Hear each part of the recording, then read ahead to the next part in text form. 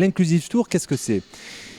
Ce sont des acteurs économiques, des entrepreneurs, des chefs d'entreprise adaptés, des entrepreneurs sociaux, des entrepreneurs sociaux, mais aussi du monde classique, des grands industriels qui viennent pour s'engager. S'engager à créer de l'emploi directement ou indirectement auprès des personnes en situation de handicap. S'engager, se mobiliser pour justement créer de la valeur, investir. Cet Inclusive Tour, donc c'est à la fois des ateliers qui permettent de comprendre, parce que comprendre, c'est déjà entreprendre, se saisir des opportunités de la réforme qui a été faite et soutenue par Muriel Pénicaud, qui est la liberté de choisir son avenir professionnel, qui est une réforme qui a eu pour partie une co-construction avec les acteurs terrains, pour signifier comment on allait s'affranchir de tous les écueils, de tous les dispositifs embolisants administratifs qui pouvaient retarder l'entrepreneuriat social. Et maintenant, on est tous ensemble ici pour créer de l'emploi, créer de la valeur, créer du client.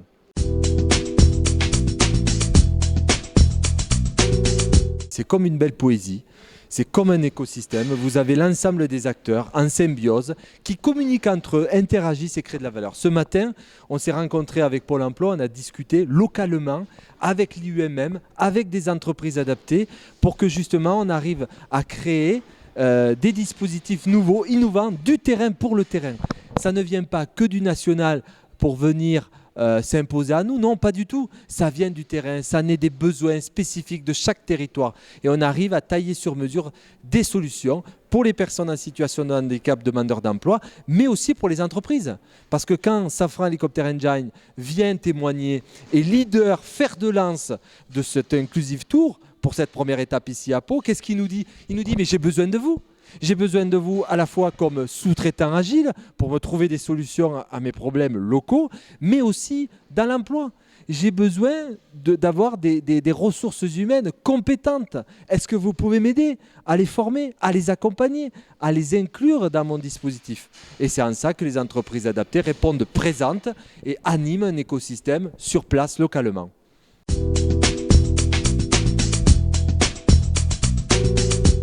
Les CDD tremplins, par exemple, en fait, c'est un nouveau métier pour les entreprises adaptées. C'est un métier du placement qui va permettre de transformer, de faire évoluer la gestion des ressources humaines, qui était un centre de coût, en centre d'excellence et de profit. Et l'entreprise adaptée va valoriser ce qu'elle fait au quotidien auprès d'autres entreprises.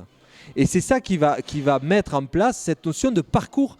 Quand on discute avec le Pôle emploi, quand on discute avec les ESAT, quand on discute avec les entreprises classiques, nous avons des personnes en situation de handicap qui ont des rêves, qui ont des projets professionnels. Et l'idée, c'est comment on les accompagne tous ensemble. On ne va pas leur dire vous allez aller dans telle case. On va essayer ensemble de créer ce parcours.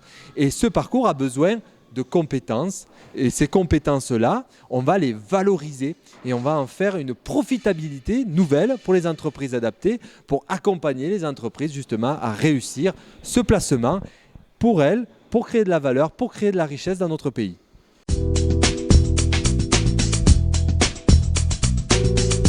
L'État vient en soutien, vient pour amorcer et surtout pour co-construire la réforme qui permet de libérer les entreprises adaptées et surtout de libérer l'entrepreneuriat social. Ça ne change pas tout, mais ça ne change pas rien. Et en fait, l'État attend de nous que l'on propose des innovations sociales et économiques. Et donc, ce qu'on essaye de faire au quotidien, c'est d'entreprendre. Et ce qu'on vient de dire aux chefs d'entreprise adaptés et aux entrepreneurs, c'est d'investir, d'oser, d'avoir confiance. L'État est avec nous, il nous soutient. L'État nous permet de nous rencontrer. Et quand il y avait des questions à poser, on a pu les poser aux institutionnels, on a pu les poser à nos clients, à nos prospects, rencontrer, créer des nouveaux partenariats, créer des alliances. Et c'est de ça qu'il s'agit, d'alliances, bien plus que des partenariats. Ce qui vous donne confiance, ce qui vous enlève le doute, ce qui vous crée de la joie. Et un désir inextinguible de vouloir investir et de changer le monde.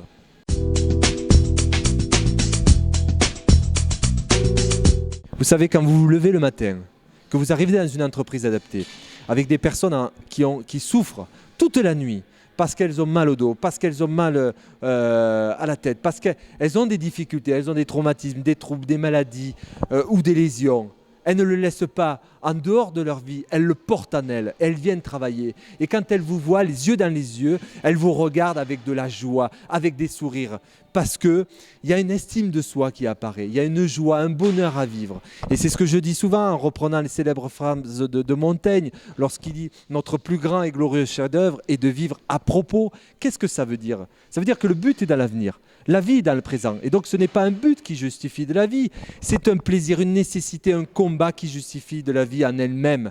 Et c'est de ça qu'il s'agit. Et donc l'énergie que je peux avoir aujourd'hui, et ce qui est l'énergie partagée de toute l'Union nationale des entreprises, de ses adhérents militants et de tous ses accompagnants qui peuvent être KPMG, l'État et tant d'autres amis comme l'AGFIP qui viennent nous accompagner dans ce combat, c'est cette énergie que l'on a et que l'on veut proposer à tout le monde. Et d'ailleurs, je profite de l'occasion que vous me donnez pour appeler à la création, appeler les entrepreneurs à se poser la question s'il n'est pas bon d'entreprendre aussi en entreprise adaptée. On a besoin de vous. Venez à notre rencontre. Il y a encore 15 dates et rendez-vous le 21 novembre à Strasbourg pour la deuxième étape de l'Inclusive Tour.